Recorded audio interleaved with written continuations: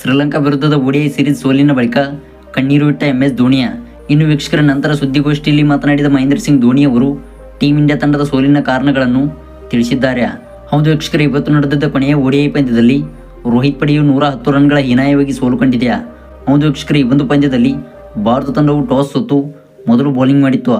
ಅದರಂತೆ ವೀಕ್ಷಕರೇ, ಬ್ಯಾಟ್ ಮಾಡಿದ ಲಂಕಾ ಪಡೆಯು 50 ಓವರ್ಗಳಲ್ಲಿ 248 ರನ್ ಕಲೆ ಹಾಕಿ 7 ವಿಕೆಟ್ ಕಳೆದುಕೊಂಡಿತ್ತು.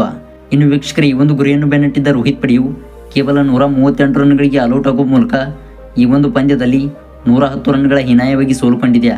ವೀಕ್ಷಕರೇ, ಇದರ ಮೂಲಕ ಈ ಒಂದು ODI ಸೀರೀಸ್ನಲ್ಲಿ 2-0 ಅಂತರದಿಂದ ಹಿನ್ನಡೆ ಪಡೆದುಕೊಂಡಿದೆ. ಹೌದು ವೀಕ್ಷಕರೇ, 23 ವರ್ಷಗಳ ಬಳಿಕ ಇದೀಗ ಟೀಂ ಇಂಡಿಯಾ ತಂಡವು ಲಂಕಾ ಪ್ರವಾಸದಲ್ಲಿ ಸರಣಿಯನ್ನು ಸೋತಿದೆ.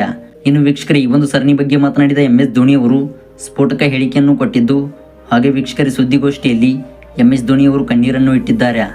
ವೀಕ್ಷಕರೇ, ಮಹೇಂದ್ರ ಸಿಂಗ್ ಧೋನಿ ಅವರು ಈ ಒಂದು ODI ಸರಣಿಯ ಬಗ್ಗೆ ಹೇಳಿದ್ದು, ಟೀಂ ಇಂಡಿಯಾ ತಂಡದ ಸೋಲಿಗೆ ಪ್ರಮುಖ ಕಾರಣ ರೋಹಿತ್ ಶರ್ಮಾ ಮತ್ತು ಗೌತಮ್ ಗಂಭೀರ.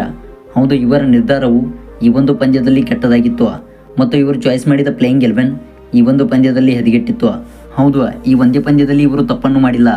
ಆಡಿದಂಥ ಹಿಂದಿನ 2 ಪಂದ್ಯಗಳಲ್ಲೂ ಕೂಡ ಗೌತಮ್ ಗಂಭೀರ್ ಮತ್ತು ರೋಹಿತ್ ಶರ್ಮಾ ಅವರು ತಪ್ಪನ್ನು ಮಾಡಿದ್ದಾರೆ. ಈ ಒಂದು ಪಂದ್ಯದಲ್ಲಿ ಕೇವಲ 248 ರನ್ಗಳ ಗುರಿ ಬೆನ್ನಟ್ಟುವಲ್ಲಿ ಭಾರತ ತಂಡವು ವಿಫಲವಾಗಿದೆ. ಎಂದರೆ ಇಂತಹ ಅಲ್ಪ ಮೊತ್ತದ ಗುರಿಯನ್ನು ಕೇವಲ 40 ಓವರ್ಗಳಲ್ಲಿ ಭಾರತ ತಂಡವು ಮುಗಿಸಬೇಕು. ಹೌದು, ಟೀಂ ಇಂಡಿಯಾ ತಂಡದಲ್ಲಿ ಎಂತಹ ಬ್ಯಾಟಿಂಗ್ ಲೈನಪ್ ಇದೆ ಮತ್ತು ಈ ಒಂದು ಸ್ಟ್ರಾಂಗ್ ಬ್ಯಾಟಿಂಗ್ ಲೈನಪ್ ಶ್ರೀಲಂಕಾ ನಾಡಲ್ಲಿ ನೆಲಕಚ್ಚಿದೆ. ಹೌದು, ಈ ಒಂದು ಪಂದ್ಯದಲ್ಲಿ ಶುಭ್ಮನ್ ಗಿಲ್, ವಿರಾಟ್ ಕೊಹ್ಲಿ, ರಿಷಬ್ ಪಂತ್, ಶ್ರೇಯಸ್ ಅಯ್ಯರ್ನಂಥ ಆಟಗಾರರು ಕಳಪೆ ಪ್ರದರ್ಶನ ಕೊಟ್ಟರು. ಈ ರೀತಿಯಾಗಿ ನಿಮ್ಮ ಪರ್ಫಾರ್ಮೆನ್ಸ್ ಕೊಟ್ಟರೆ ಮುಂದಿನ ಸೀರೀಸ್ಗಳನ್ನು ಯಾವ ರೀತಿ ಗೆಲ್ಲಲಿದ್ದೀರಿ?